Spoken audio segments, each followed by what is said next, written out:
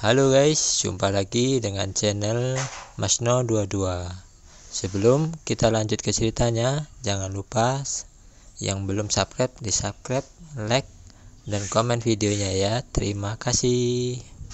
Pertarungan di dalam gua juga menarik orang-orang di luar gua. Chen Ping memanfaatkan kekacauan itu dan memasuki gua tambang peri. Huo Feng juga buru-buru meninggalkan medan perang dan menuju Miao Miao dan Kei Qianan. Miao Miao, Qianan, Huo Feng memanggil mereka berdua dengan lembut. Karena terkurungnya formasi, Fire Phoenix tidak memiliki cara untuk menembus formasi. Miao Miao dan Kei Qianan perlahan membuka mata ketika mendengar seseorang memanggil mereka. Ketika mereka melihat itu adalah Phoenix api, mata mereka penuh kegembiraan dan mereka semua menitikkan air mata. Jangan bersuara atau bersemangat, aku akan menemukan cara untuk mengeluarkanmu. Huo Feng menghibur keduanya dan menyuruh mereka untuk tidak terlalu bersemangat. Segera, sosok Chen Ping muncul, dan Huo Feng buru-buru memanggil Chen Ping. Ketika Chen Ping melihat wajah menyedihkan Miao Miao dan Kei Qianan, niat membunuh terus muncul di matanya. Kedua gadis itu, pada saat ini, begitu hancur hingga mereka tidak lagi terlihat seperti manusia. Chen Ping tidak dapat membayangkan apa yang telah mereka berdua lalui. Tuan, ada formasi yang membatasi Anda, apakah menurut Anda dapat menghancurkannya? Huo Feng bertanya pada Chen Ping. Chen Ping hanya melihatnya sekilas dan dengan ringan menekan telapak tangannya pada formasi, dan formasi tersebut menghilang. Ini adalah formasi kurungan yang paling sederhana. Bagi orang yang tidak memahami formasi tersebut, sangat sulit untuk menerobosnya, tetapi bagi Chen Ping, ini sangat mudah.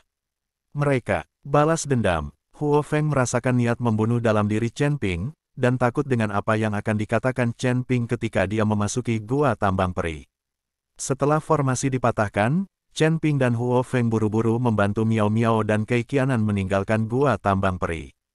Pada saat ini, di gua tambang peri, terjadi pertarungan sengit memperebutkan mutiara pengikat angin, dan tidak ada yang menyadarinya. Chen Ping dan yang lainnya. Setelah Chen Ping dan yang lainnya keluar dari gua tambang abadi, mereka menghela nafas lega. Huo Feng, suruh mereka berdua pergi, aku akan menjaga mereka di sini. Kata Chen Ping, Tuan, ayo pergi bersama. Bawa mereka berdua pergi, aku punya kebijaksanaan. Chen Ping meminta Huo Feng dan yang lainnya pergi.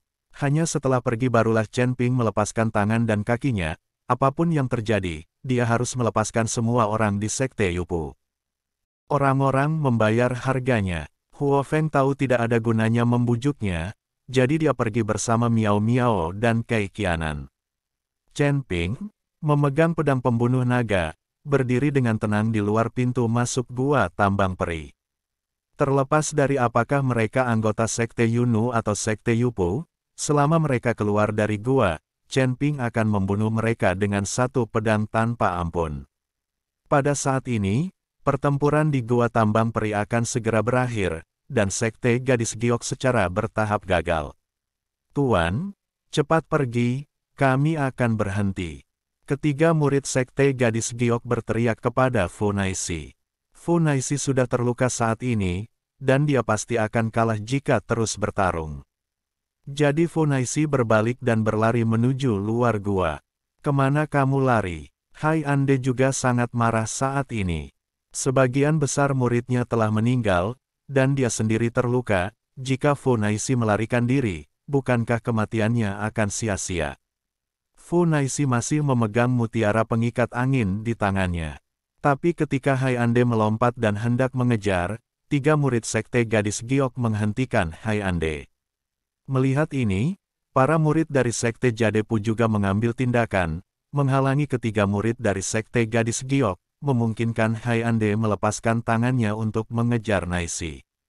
Fu Naixi sangat cepat dan bergegas keluar gua dalam sekejap.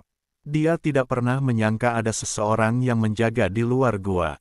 Begitu sosok Fu Naixi keluar dari gua, cahaya dingin langsung keluar.